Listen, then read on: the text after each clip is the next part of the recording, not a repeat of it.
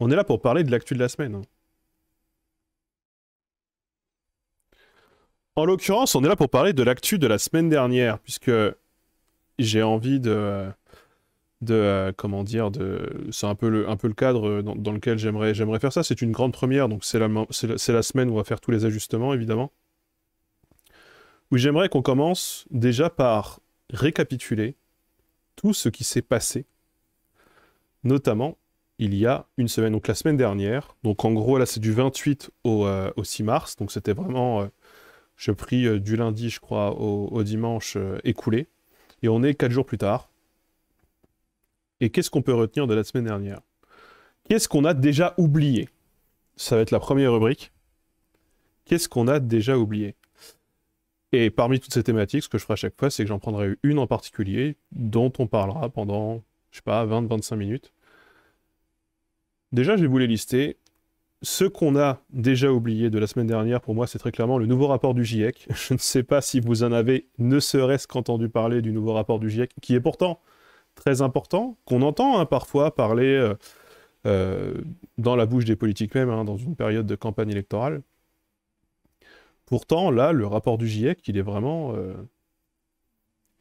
tombé dans l'oubli le plus total. On est une semaine après le rapport du GIEC, un peu moins d'une semaine, je crois, après la sortie du rapport du GIEC, et en fait, on n'en parle déjà plus. Comme si... alors évidemment, il y a une guerre, ça occupe un peu tout l'espace. Mais là, clairement, je m'attendais pas à ce que ça retombe à ce point dans l'oubli. Dans les actus qu'on a déjà oubliés, Mario Maréchal Le Pen qui rejoint officiellement Zemmour. Et je pense qu'on a déjà oublié cette actualité, dans le sens où on avait oublié qu'elle ne l'avait pas encore fait. Qu'il y avait encore un doute. Il me semble aujourd'hui évident qu'en fait, ouais, non, il y a... Enfin, c'était... On était très clairement sur... Alors, attention, alerte sub, est-ce qu'elle fonctionne? Ah, il faut mettre le king. Merci pour ça, d'ailleurs, puisque je n'avais pas mis le king sur les alertes. Je m'en occupe tout de suite. Donc, ouais, Mario Maréchal Le Pen, en réalité, la seule raison pour laquelle on a déjà oublié qu'elle avait rejoint Éric Zemmour, c'est parce qu'en fait, on avait déjà oublié qu'elle ne l'avait pas encore officialisé et qu'elle avait lâché sa tante, quoi. Donc c'est une info pas très intéressante, mais c'est une info qui était malgré tout centrale d'un point de vue calendrier pour Éric Zemmour, je pense, puisqu'il y a eu son grand meeting où il y a eu Marion Maréchal Le Pen d'invité, et clairement, elle est là aussi pour rapporter une partie des gens de chez Marine Le Pen, chez Éric Zemmour, ce qui n'a pas du tout eu l'effet escompté, c'est peut-être aussi ça, en cela aussi que c'est une actualité qui a déjà été oubliée, c'est qu'en fait, elle a eu aucun impact significatif sur la campagne d'Éric Zemmour. Vraiment, aucun. Merci Stoningo. On va voir si ça fonctionne. Là, l'alerte ne s'affiche pas du tout. Donc c'est que ça ne fonctionne pas. Ah, mais j'ai pas copié les bons trucs. Merde. Ah. Là, ça devrait marcher.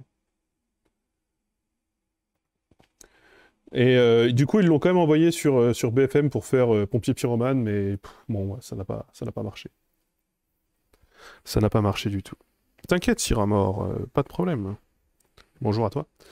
Bruno Le Maire qui menace la Russie de guerre économique. Ça aussi, c'est quelque chose qu'on a déjà oublié, je pense, parce qu'en fait, bon, maintenant, c'est évident qu'on fait la guerre économique à la Russie.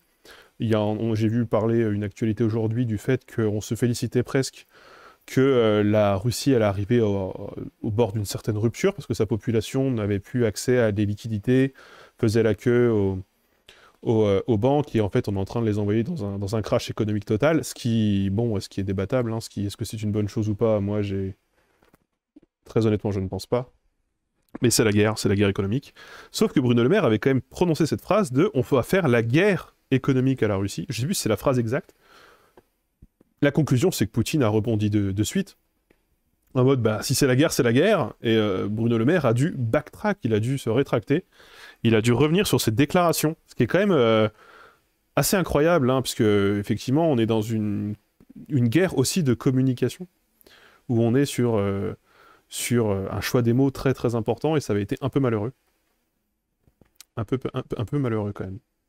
On a eu aussi Nathalie Elimas qui quitte le gouvernement. Alors, actu déjà oubliée, mais on n'aurait pas dû oublier cette actu, puisque ce n'est pas rien. Il quitte le gouvernement, quoi, 2 mois avant qu'il, de toute façon, soit renouvelé, ce qui est assez incroyable. Et surtout, on a déjà oublié pourquoi et qui est cette personne, en vrai.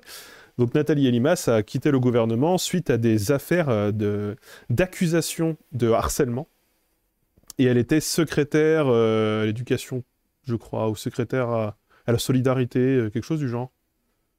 Je ne sais plus qui c'est. Et en fait, ça s'est passé dans l'indifférence totale, puisque effectivement, l'Ukraine, hein, bon, quand j'ai préparé cette émission, je pensais pas que ça prendrait autant de place, mais l'Ukraine occupe vraiment tout l'espace médiatique. Donc ça permet aussi des sorties, ça permet au gouvernement de ne pas gérer ce genre de choses, et que ça se passe dans l'indifférence générale, vraiment.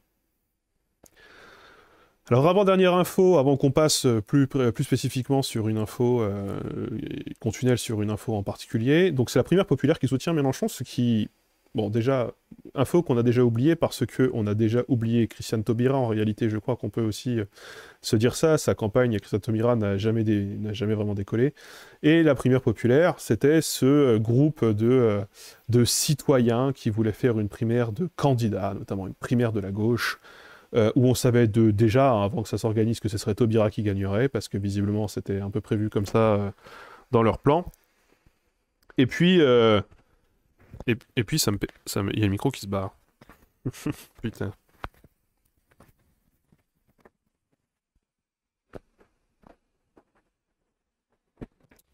Merde.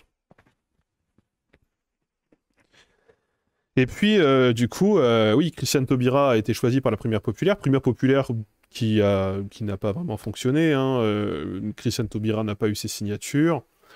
Il y avait eu des histoires d'accord, hein, entre Europe Écologie Les Verts, enfin entre l'équipe de Yannick Jadot, très spécifiquement, à laquelle n'a pas été conviée Sandrine Rousseau. Sandrine Rousseau qui s'est fait exclure, entre parenthèses, entre-temps, il y a quelques jours. Et la primaire populaire, des tractations pour savoir ceci, cela. Yannick Jadot qui est arrivé deuxième à la primaire populaire, mais là voilà, la primaire populaire qui dit que c'est très important que les citoyens décident et que le peuple de gauche décide son propre candidat, décide, entre organisateurs, de soutenir Jean-Luc Mélenchon, alors que Yannick Jadot est arrivé deuxième. Donc, on est sur une actu qu'on a déjà oubliée parce que la primaire populaire qui s'en souvient, mais en même temps, c'est quelque chose d'assez important, puisque c'est quand même assez structurant, la primaire populaire dans le champ politique à venir, je pense. Alors, il y avait déjà eu, il y a 5 ans, avec Charlotte Marchandise, etc., ce genre de choses, mais là, on est sur quand même des gens qui sont salariés, on est sur des finances, je crois que c'est 1,3 million, ça a coûté la primaire populaire, c'est quand même pas rien. Alors attention, est-ce que l'RTSE fonctionne? Oui. Merci Lord Veterini pour le 12e mois. Donc on est quand même sur quelque chose d'assez important, ouais, je pense. Parce que, ouais, la question c'est est-ce que ces dépenses vont être prises en charge? Est-ce qu'elles ont déjà été remboursées? Comment ça se passe? Et surtout, ouais, 1,3 million dans un budget, c'est énormissime. Je ne sais plus combien avait coûté la campagne de Mélenchon. Je crois qu'elle avait... C'était une de celles qui avait coûté le moins dans le top 4. Je crois que c'est celle qui coûtait le moins de ceux qui sont arrivés dans le top 4. Alors que Hamon, c'est celle qui a coûté le plus, je crois. Après Macron, peut-être. Et donc, on est quand même sur des grosses dépenses. Hein. C'est quand même pas rien. Pour juste une élection, c'est quand même pas rien. Yannick Jadot essaye d'acheter la primaire populaire, c'est peut-être pour ça qu'ils l'ont pas soutenu. Oui, mais malgré tout, les électeurs avaient choisi Yannick Jadot en deuxième position. Ce qui... Bon, bah voilà, quand même, malgré tout, quoi. Et un truc qu'on a déjà oublié, c'est la fin du masque en intérieur si on a un pass sanitaire, dans les lieux à pass sanitaire. On a déjà oublié, hein, on a déjà pris le réflexe de retirer le masque, hein. Je crois qu'on peut se dire ça. Hein. Alors il y a toujours l'hésitation, est-ce que chez le kiné je le retire, je le mets, à partir du 14 mars, comment ça se passe, etc. On a déjà tous oublié, hein, en réalité. Hein. On a déjà tous oublié. Hein. Et donc on va parler du GIEC, on va parler un peu du GIEC là, parce que je crois qu'il faut... Hein. Et tiens, je vais peut-être même l'écrire. Le rapport du GIEC.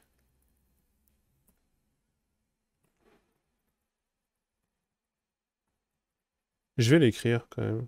La prochaine fois, ce sera mieux préparé, évidemment. Comme ça, si les gens viennent en demander, c'est écrit. Alors, le rapport du GIEC, il se trouve que moi, je m'y suis moi-même assez peu intéressé. Alors, je m'étais beaucoup intéressé à celui de 2021, et là, en fait, je me suis senti bête de pas me renseigner, parce qu'en réalité, je suis un peu passé à travers l'info. On est tellement bombardé d'Ukraine en ce moment que c'est compliqué, quoi. Oui, c'est la toute première, ça a commencé il y a 16 minutes. Alors, le rapport du GIEC, du coup, j'ai un résumé sous les yeux, et il y a quand même 10 chiffres, donc là, j'ai une infographie en 10 chiffres, qui malgré tout font quand même froid dans le dos, hein.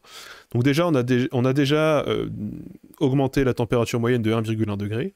Donc déjà, RIP le premier degré. Littéralement. On a déjà des impacts pour 3,3 à 3,6 milliards de personnes. Donc on est sur la moitié de la population, en fait, a déjà des impacts du changement du climat, ce qui est énormissime, hein. On a jusqu'à 132 millions de personnes qui pourraient basculer dans l'extrême pauvreté, c'est 2 fois la France, 3 fois la France, c'est quand même beaucoup. 1 milliard d'habitants des régions côtières menacées par la montée des eaux, c'est énormissime. Je sais plus c'est combien de pourcents de la population mondiale qui est au bord de l'eau, mais je pense qu'on est bien là sur une personne sur deux qui habite au bord de l'eau, si ce n'est plus. Peut-être même, je pense peut-être même 2 sur 3, 2 personnes sur 3 qui habitent au bord de l'eau, là, d'ici 2050, auront les pieds dans l'eau, en fait. RIP, quoi. Vraiment. En Europe, le réchauffement climatique va augmenter plus vite que la moyenne, 30 000 morts par an, notamment à cause des vagues de chaleur, dans un scénario à 1,5 degré. Dans un scénario à 3 degrés, on a 100 000 morts par an. Ce qui est énormissime, hein. Bonjour aux arrivants. Jean-Luc Mélenchon, c'était 10 millions d'euros. 4e budget, voilà, donc ça fait primaire populaire, c'est 1/6 du budget quand même. On est sur, en France, 4000 morts par an en raison des canicules notamment. Je crois que c'est à peu près les chiffres de la canicule de 2002-2003. Ça me fait rire d'ailleurs, moi quand j'étais jeune, canicule c'était un événement exceptionnel. Aujourd'hui, canicule c'est une chose qu'on attend tous les ans et même parfois plusieurs fois par an. On est quand même sur vraiment s'habituer à l'anormalité. C'est... Et dans les deux sens, hein. L'anormalité, enfin, et l'apostrophe anormalité pour commencer, et bientôt la normalité. Clairement. C'est assez raide, hein. Donc il y a des gros impacts sur la biodiversité. Donc là, jusqu'à une espèce sur 6 serait menacée dans un scénario à 1,5 degré. On est jusqu'à quasiment une sur 2 hein, dans un scénario à 4 degrés, ce qui est énormissime. On a déjà 8% des terres cultivables qui ne seront plus d'ici un siècle. Et ça risque d'être un enjeu stratégique assez important. Et d'ailleurs, ça l'est déjà hein, pour la guerre en Ukraine. La canicule de 2003, je ne sais pas, mais à l'époque, personne n'était préparé, personne n'avait de clim. En plus, je me souviens de la légionellose dans les systèmes de climatisation, il y avait tout un bail du genre. On aura jusqu'à 10 000 milliards d'infrastructures, en tout cas en valeur d'infrastructures, qui seront menacées, notamment à cause des inondations, exceptionnelles, donc les crues décennales, ou les crues centenaires, les crues centenaires. En fait, on risque d'être justement de crues centenaires à crues décennales, probablement, peut-être même plus. Ça, je sais pas si c'est écrit exactement dans le rapport du GIEC, c'est pas tout à fait écrit ça.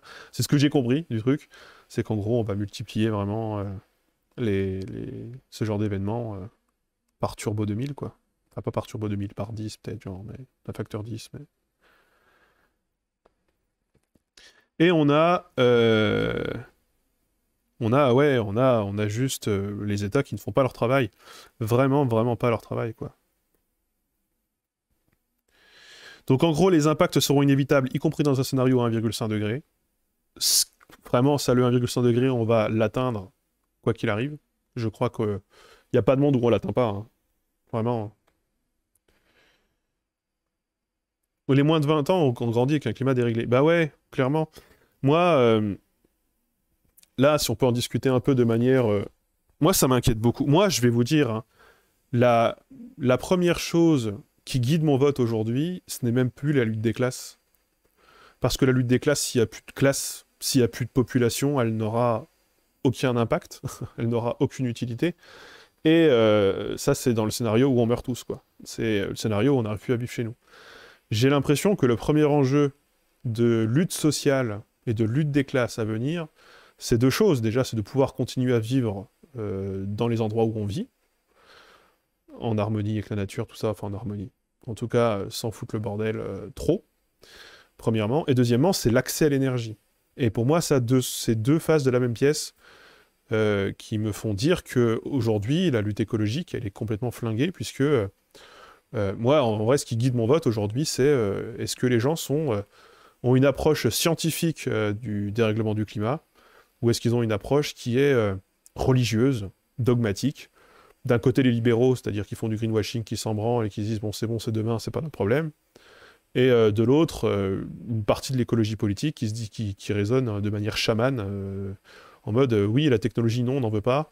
On va réussir sans la technologie parce que Dame Nature a été blessée, etc. Blablabla. Bon, je fais du cliché, mais moi, je conteste un peu. Enfin, je trouve qu'on rend pas vraiment service au climat. Dans les deux cas, je pense que la conclusion, c'est que on ne prend pas la mesure du problème. Et je crois qu'aujourd'hui, il faut malgré tout faire pour améliorer les choses à long terme. Et là, je vois pas comment on fait en fait. Pour moi, on ne fait pas.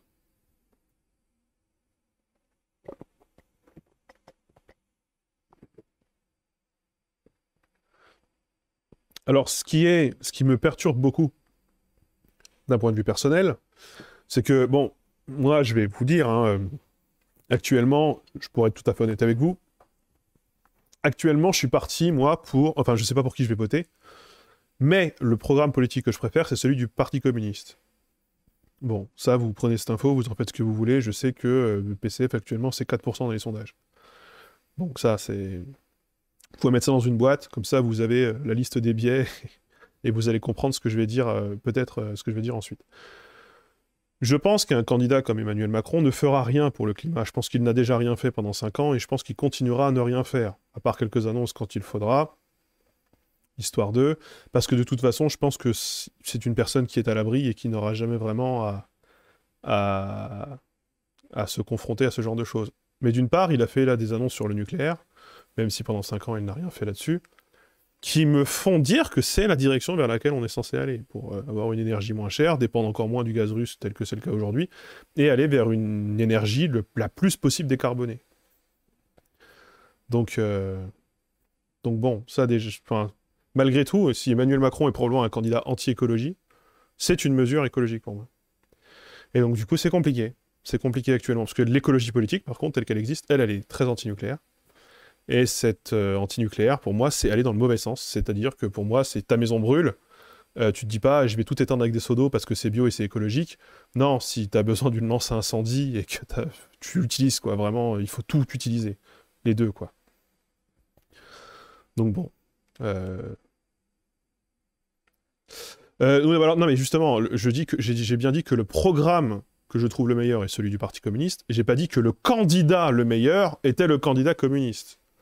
Je fais bien la différence. Et tous les insoumis qui seront dans le chat, et je pense qu'il y en a quelques-uns, doivent connaître malgré tout cette rhétorique. Hein. C'est comme défendre Mélenchon d'un côté ou défendre l'avenir en commun de l'autre. Ce qui, des fois, n'est pas facile, parce qu'il se trouve que, d'un point de vue ça, il y a des sondages qui sont sortis il y a quelques jours. En sociologie électorale, actuellement, en tout cas, ce qui se passe, c'est que les électeurs de gauche votent avant tout pour un programme. Les électeurs de droite votent avant tout pour un candidat. Donc je fais quand même la distinction, ce qui me paraît important. Mais il y a effectivement, c'est une distinction qui est contestable dans le sens où on est quand même dans un système politique, on vote d'abord pour un candidat et que si ce candidat a envie de ne pas appliquer son programme, il ne l'applique pas. Macron nous l'a bien montré. Hein. Macron, là, par exemple, sur la réforme de la proportionnelle pour les législatives, on voit bien, ça fait une nouvelle législative, il n'y a toujours pas eu cette réforme de proportionnelle, il n'y aura pas de proportionnelle. Il avait dit qu'il légaliserait le cannabis, il avait dit qu'il donnerait le chômage aux entrepreneurs, etc. Bon, on n'est pas du tout sur le programme qu'il a appliqué, parce que, voilà. Donc voilà, je fais bien la distinction. Quel est pour moi le meilleur programme, et notamment écologique? Pour moi, c'est le Parti communiste.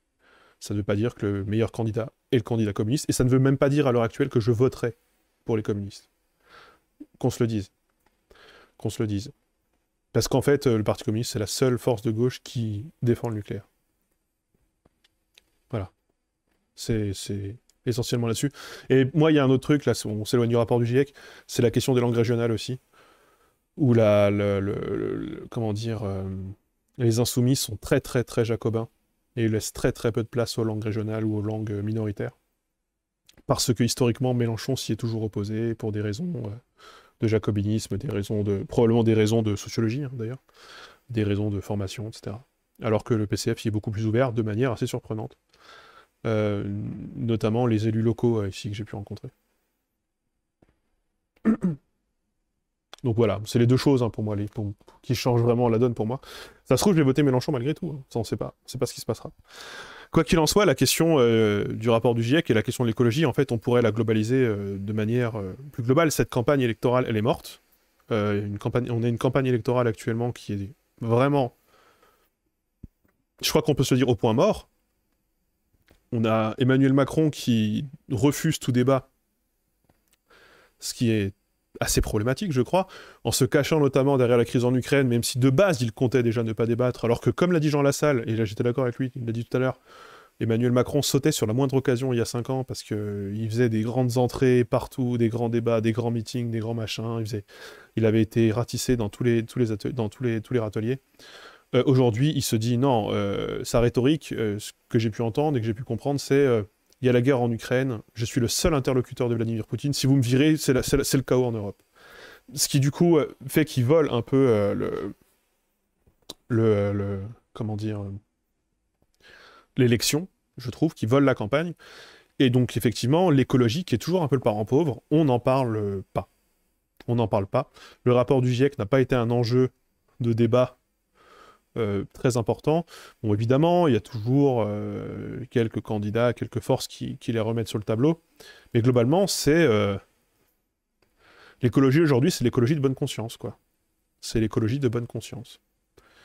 Le rapport du GIEC n'a pas sa place dans un débat écologique, puisque aujourd'hui, encore une fois, l'écologie, c'est une écologie de bonne conscience. C'est baisser le chauffage chez vous, couper l'eau, utiliser moins la voiture, mais c'est pas ça qui sauvera la planète, hein, malheureusement. Et je crois que c'est aussi ce que nous dit le rapport du GIEC quelque part, c'est que les petits gestes et la conscience, la prise de conscience écologique à un niveau individuel n'empêchent pas la machine qui est en marche et qui est en train d'aller droit dans le mur. Voilà. Je pense que c'est assez terrible. Hein. Chier dans la douche, ça bouffe le siphon. Bon. Et le rapport du GIEC, si je peux aussi insérer peut-être un truc là-dessus, donc là il y a le nouveau rapport du GIEC qui vient de sortir, mais l'ancien rapport du GIEC avait déjà été instrumentalisé, notamment pour le coup, par Europe Écologie et Verts et par la France Insoumise, en faisant l'impasse sur, je pense, les 2 tiers du rapport. Ils prennent le tiers qui les arrange, et ils font l'impasse sur les 2 autres tiers, ou s'il y a des pistes qui sont apportées pour des solutions également. Donc, le GIEC, par exemple,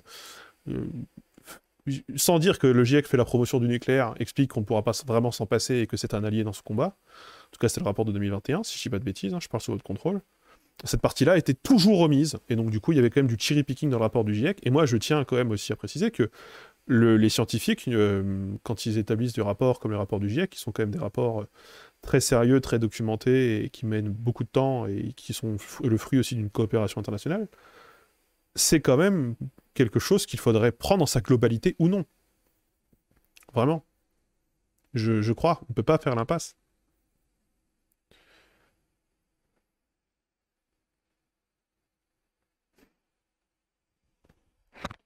Oula.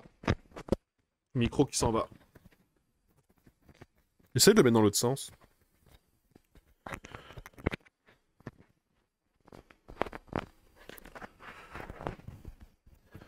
Oh. Tu kiffes le Jean Covici, Jean Covici sur l'énergie est probablement très compétent, mais par contre, Jean Covici aussi est dans cette idée de les petits gestes du quotidien, il faut regarder les vidéos en 360p pour éviter de consommer trop de bandes passantes parce que c'est vraiment énergivore, Internet, etc. Ça fonctionne. Alors pour le coup, moi je travaille dans la vidéo, ça fonctionne pas vraiment comme ça. Une vidéo de 4K que je upload aujourd'hui sur YouTube, elle pèse autant qu'une vidéo en 480p qu'on pouvait faire il y a 10 ans, en termes de poids. Parce que si les résolutions augmentent drastiquement, les algorithmes de compression sont de plus en plus efficaces et réduisent d'autant plus la taille des fichiers. Là, avec le codec H265, je fais des fichiers en 4K de 2 Go, là où je faisais des fichiers en H264 de 10 Go pour 4 fois moins de résolution. Parce que des questions de compression, des questions de débit, etc. Donc ça, là-dessus, Jean Covici, il faudrait qu'il abandonne cet argument, parce que c'était un très mauvais argument. Pour moi, cet argument-là, c'est l'argument de couper l'eau quand on se brosse les dents. C'est la même chose, c'est le même impact.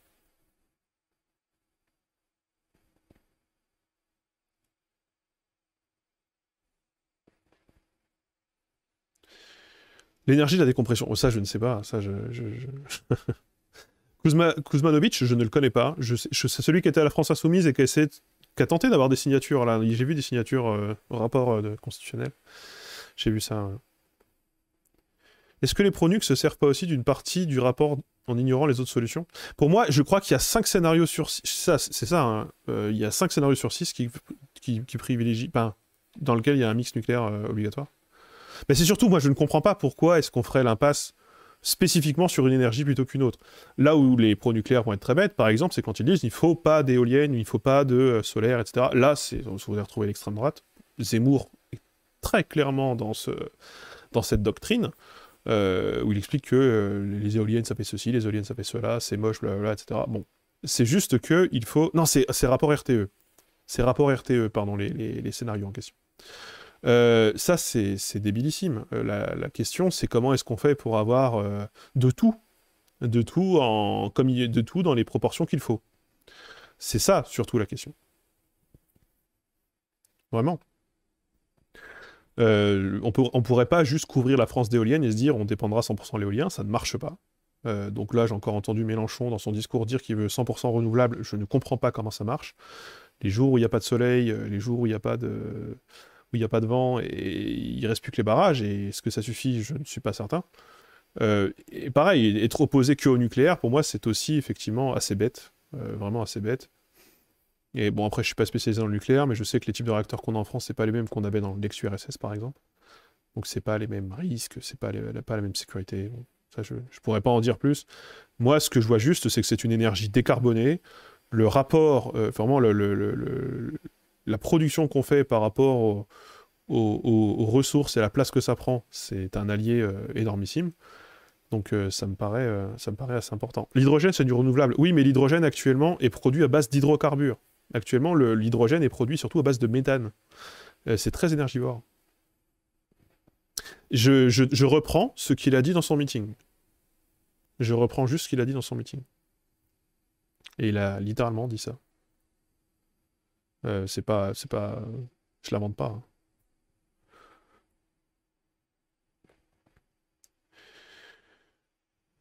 Le problème du nucléaire, c'est les déchets. J'ai une grosse vidéo qui va arriver sur la chaîne d'ici 2 ou 3 mois sur les déchets nucléaires. Puisque effectivement, je vais faire une vidéo là-dessus sur les déchets nucléaires, sur comment on préserve la mémoire des déchets nucléaires dans le futur. Donc, moi, je suis pas convaincu que ce soit un problème, les déchets nucléaires, en réalité. Pour moi, le problème, c'est... Bon. Le recycle... Après, enfin, on pourrait parler globalement du recyclage, et ça me paraît être une problématique beaucoup plus globale. Le réchauffement climatique met aussi en danger le nucléaire français, notamment le refroidissement qu'utilise le cours d'eau. Alors ça, moi, de ceux à qui j'ai parlé qui travaillent dans le nucléaire, me disent que c'est plutôt faux. C'est plutôt faux, me disent-ils. Donc je ne sais pas. Et après, je sais qu'il y a des déchets nucléaires qui sont refroidis. Alors, pour les déchets en tant que tels, pas l'AG, c'est refroidi directement par l'air, en fait. Dans la FI, c'est très divisé. Oui, mais bon, pareil. Enfin, je veux dire, un candidat aujourd'hui, une fois qu'il est élu, une fois qu'il est en place, libre à lui de faire ce qu'il a promis ou non. Donc c'est important, malgré tout, de connaître les positions d'une personne par rapport à son propre programme, puisqu'il pourrait être très réticent à les appliquer. Voilà.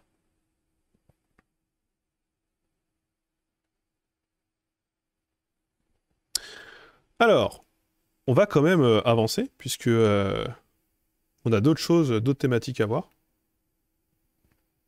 Et le rapport du GIEC, malgré tout, je peux pas en dire plus. On va en parler à la fin de l'émission, mais je vais vous suggérer aussi quelque chose pour peut-être rendre la chose plus vivante, plus dynamique. Un mix full renouvelable, c'est faisable, c'est juste ça demande énormément d'investissement, notamment dans les différents moyens de stockage. Et c'est pas certain qu'on arrive d'ici 2050. Oui, alors c'est la question aussi du moyen terme actuellement. À long terme, moi je m'en fous en fait de ce qu'on utilise. Vraiment, hein.